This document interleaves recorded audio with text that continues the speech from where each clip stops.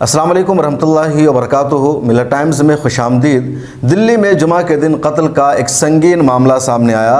यह ऐसा वाक़या है जिसे सुनकर आपके रोंगटे खड़े हो जाएंगे और जब आप इसकी पूरी तफसील जानेंगे, इसके बैकग्राउंड का आपको इल्म होगा तो आप सोचने पर मजबूर हो जाएंगे कि हमारे समाज में कुछ रिवायात ऐसी है, कुछ कल्चर ऐसा है जो बाद में चलकर बच्चों के कत्ल का सबब बन जाता है।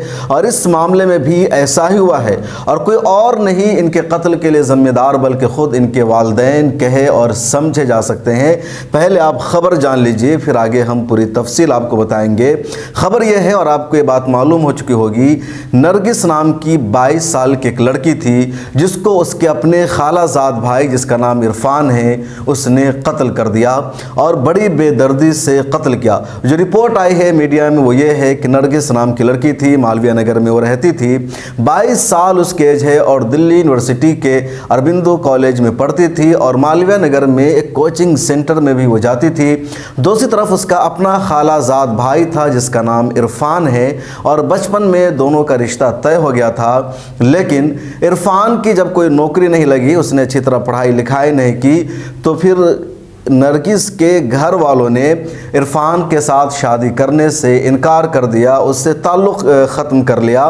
ख़ुद नरगिस ने भी इरफान से बातचीत करना बंद कर दिया और जिसका नतीजा ये हुआ कि इरफान ने नरगिस को कत्ल करने का मंसूबा बना लिया, पूरी प्लानिंग कर ली। और जुमा के दिन नरगिस जब कोचिंग करने जा रही थी मालवीय नगर में, तब इरफान बड़े बहाने के साथ नरगिस को एक पार्क में बुला कर ले जाता है बात करने के लिए। और वहाँ पर इरफान नरगिस से कहता है, मैं तुमसे शादी करना चाहता हूँ और हर हाल में शादी करके रहूँगा, तुमको मेरी बात माननी होगी। नरगिस कहती है कि मेरी अब तुमसे शादी नहीं होगी, इस मुद्दे पर कोई बातचीत नहीं हो सकती है, हम दोनों की फैमिली ने अपना अपना फ़ैसला सुना दिया है।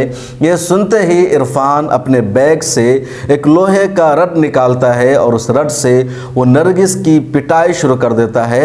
नरगिस संभलने की कोशिश करती है, इस हमला को, इस वार को वो रोकने की कोशिश करती है, अपना बचाव करना चाहती है, लेकिन मौका भी नहीं मिल पाता है। इरफान नरगिस के सर पर रड से मार देता है और फिर नरगिस बेहोश हो जाती है और इतना मारता है इरफान, इतना मारता है कि नरगिस की जान वहीं पर दम तोड़ देती है, वहीं पर नरगिस की मौत हो जाती है। कुछ देर बाद पुलिस को ये इत्तला मिलती है कि विजय मंडल पार्क में एक लड़की की लाश पड़ी हुई है। फिर पुलिस पहुंचती है, लाश को पुलिस ले जाती है। बाद में पुलिस सीसीटीवी कैमरे की मदद से ये तलाशने की कोशिश करती है कि मुलजिम कौन है, कौन नरगिस के साथ यहाँ था। और जब इरफान को पता चलता है कि पुलिस उसके करीब है तो ख़ुद पुलिस स्टेशन पहुँच जाता है और वो ख़ुद सुपुर्दगी कर देता है, ख़ुद को पुलिस के हवाले कर देता है। पुलिस ने पूछताछ किया इरफान से कि तुमने क्यों मारा, और इरफान पूरी बात बताता है कि वजह क्या है, क्यों उसने नरगिस का कत्ल किया है। ये तो थी खबर। अब खबर के पीछे की आप वजह जानिए, पूरी सच्चाई जानने की कोशिश कीजिए। तो इरफान और नरगिस दोनों खालाजाद भाई थे, दोनों की माँ अपनी बहन है, कोई चचेरी मचेरी बहन नहीं थी। उत्तर प्रदेश से दोनों का ताल्लुक़ था और दिल्ली में आकर दोनों रह रहे थे। इरफान की वालदा भी दिल्ली में रहती है, नरगिस की वालदा भी दिल्ली में रहती है और बचपन में ही दोनों की माँ ने अपने बेटा और बेटी का रिश्ता तय कर दिया कि मेरी बेटी तुम्हारी बहू बनेगी और तुम्हारा बेटा अब मेरा दामाद बनेगा। और बचपन में दोनों का रिश्ता तय हो गया।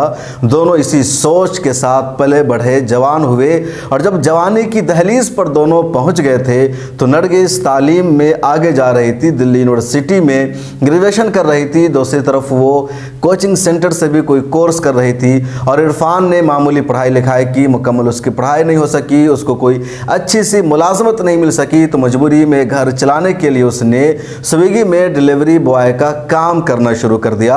अब नरगिस के घर वालों को इरफान का काम पसंद नहीं आया, नरगिस के घर वालों को इरफान के माँ बाप का स्टेटस पसंद नहीं आया और नरगिस के घर वालों ने इरफान के साथ अपनी बेटी का शादी करने से इनकार कर दिया। और शादी से इनकार की वजह सिर्फ इतनी, इरफान के पास कोई जॉब नहीं है, उसके पास कोई अच्छा स्टेटस नहीं है, वो डिलीवरी बॉय का काम करता है जो नरगिस के घर वालों के शान के खिलाफ था। और इसी बात ने इरफान को परेशान किया। वो इश्क कर बैठा था नरगिस से, वो नरगिस से शादी करना चाह रहा था, नरगिस से इनकार कर चुकी थी और इसी बात का एतराफ़ कराने के लिए उसने दोबारा नरगिस को बुलाया। और जब नरगिस शादी से इनकार कर रही थी तो उसने 3 दिन पहले ही नरगिस के कत्ल का मंसूबा बना लिया और फिर पार्क में जाकर के उसने इस सारी वारदात को अंजाम दिया। अब ज़रा सोचिए कि हमारे मुआशरा में ये जो कल्चर पाया जाता है, ये जो रिवायत पाई जाती है, उसका कितना बुरा असर हो रहा है। अगर बचपन में माँ बाप ये फिक्स ना कर लेते, तय ना कर लेते, तो आज इसका अंजाम ये नहीं होता। और ज़्यादातर ये होता है, ये तो मामला कत्ल तक पहुँच गया है। कई जगह और भी इस तरह के वाक़ात सामने आते हैं, खबर नहीं आ पाती। और भी कई जगहों पर आपस के जो रिश्तेदार होते हैं, बच्चे की विलादत के साथ ही वो रिश्ता तय कर लेते हैं कि मेरी बेटी आपके घर जाएगी, आपका बेटा मेरे घर आएगा। और फिर जब आगे बढ़ते हैं तो स्टेटस बदल जाता है, फिर रिश्ते से इनकार कर बैठते हैं और इस रिश्ते के इनकार की वजह से दिलों में एक नफरत बैठ जाती है अपने रिश्तेदार के तई। दिलों से मोहब्बत ख़त्म हो जाती है, दूरियां बढ़ने लगती है और वो दूरियां इतनी बढ़ती कि कभी कभी इस तरह का संगीन मामला सामने आ रहा है। इसलिए समाज में इस तरह का जो कल्चर पाया जाता है, इससे ख़त्म होना चाहिए। वक्त पर जब हो तभी शादी की बातचीत होनी चाहिए। एक घर में एक बाप और माँ से 4 बच्चे की पैदाइश होती है, उसमें एक बेटा कभी करोड़पति बन जाता है, बहुत बड़ा बिजनेसमैन बन जाता है, और उसी घर का दूसरा बेटा मजदूर बन जाता है, वो लेबर का काम करता है और कोई किसी की किस्मत को तय नहीं कर सकता। इसलिए शुरू में ही इस तरह के फैसले नहीं करने चाहिए। और जब बच्चे जवान होते हैं फिर लोगों को अपना स्टेटस नज़र आने लगता है।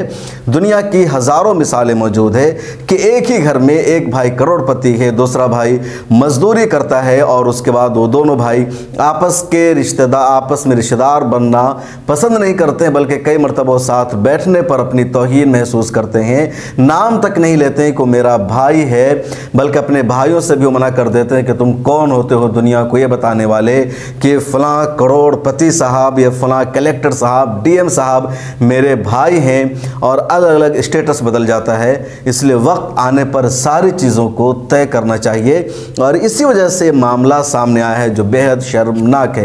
इरफान ने जो कुछ किया वो सरासर गलत था। उसने अपने आप को बेकाबू किया, एक लड़की का कत्ल किया जो संगीन जुर्म है, लेकिन इन दोनों के माँ बाप भी कहीं ना कहीं जिम्मेदार है जो उन्होंने बहुत पहले इस तरह के मामले को अंजाम दिया और वक्त आने पर वो पीछे कदम हटाने लगे और इस तरह के मामला अब बढ़ते जा रहे हैं।